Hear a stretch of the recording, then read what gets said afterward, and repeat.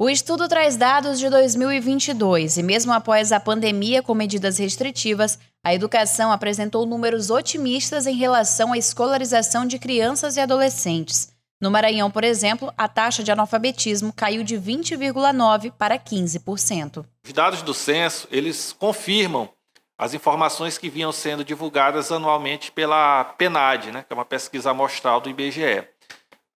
Continua se melhorando no sentido que a proporção de pessoas alfabetizadas cresce e, por consequência, a de pessoas analfabetas diminui no total da população. Contudo, a gente observa que o dado ainda demonstra que tem um caminho ainda razoável a ser trilhado. A redução do analfabetismo entre os jovens é reflexo positivo de políticas públicas voltadas para o letramento, uma realidade muito distante dos idosos, que tiveram acesso restrito à educação e hoje lideram os rankings de maiores taxas de analfabetismo no estado. Essa é a vantagem de um censo demográfico. Ele consegue nos trazer um conjunto de detalhamento, bem específico. E aí o que se observa? Alguns aspectos saltam aos olhos. O primeiro, a questão de grupos etários. Fica muito nítido que a questão do analfabetismo está muito vinculada a um passado onde grande parte da população não foi alfabetizada. Então, quando a gente faz o recorte de pessoas de 65 anos ou mais de idade, aqui a nível de Brasil é assim, mas no nosso estado é bem chamativo. A gente tem aqui no Maranhão 45% da população nessa faixa etária, ou seja, quase metade, ela é analfabeta, ou seja, não sabe ler e escrever um bilhete simples. Quando a gente observa o recorte, por exemplo, por sexo, a gente observa que as mulheres têm um percentual de alfabetização maior do que a dos homens. Quando a gente observa por cor ou raça, a gente também consegue perceber que as pessoas autodeclaradas pretas e pardas, elas têm um percentual de alfabetização inferior das pessoas brancas. Então, a gente consegue fazer também uma radiografia pelos municípios, ou seja, dentro do território do estado. Os maiores municípios têm taxas melhores de alfabetização, ou seja, o quantitativo de pessoas que ainda são analfabetas é bem menor, bem mais baixo.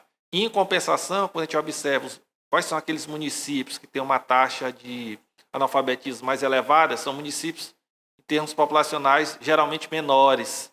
Então, todos esses aspectos dão um contexto geral de como está essa situação tão importante no nosso estado. Os dados que constam no censo poderão ajudar os governos federal, estaduais e municipais a melhor orientarem suas políticas de acordo com os públicos-alvo. O próprio recorte etário que eu já mencionei, ele demonstra como uma política pública ela pode impactar em um problema social, que é a questão do analfabetismo. A gente observa que como a partir dos anos 90, essa questão do frequentar a escola passou a ser vinculada com o recebimento de benefícios sociais, no final dos anos 90, para os anos 2000, e isso começou a ter um impacto. A gente reduziu bastante, deixando de diminuir essa questão de ter um passivo, das pessoas não conseguirem se alfabetizar. Então, os números atuais, eles também servem para que a gente observe, ele mostra-se uma fotografia, uma radiografia, e a partir daí a sociedade ela pode exigir e os gestores públicos podem sentar junto com os técnicos, os servidores responsáveis pela área, para pensar soluções para essa situação que ora se demonstra. E é importante destacar o seguinte, todos esses dados estão divulgados no portal do IBGE, a gente tem inclusive a questão do panorama do censo, onde qualquer pessoa pode ir e ver a situação do seu município, com relação não só a essa divulgação agora de alfabetização, mas tudo que vem sendo divulgado de informações do censo demográfico. Então, de uma forma muito fácil, qualquer pessoa, qualquer cidadão pode ir no portal do IBGE e saber qual é a realidade da sua cidade. A partir daí, ele, inclusive, cobrar as soluções, aquilo que é almejado de melhoria dentro daquela municipalidade.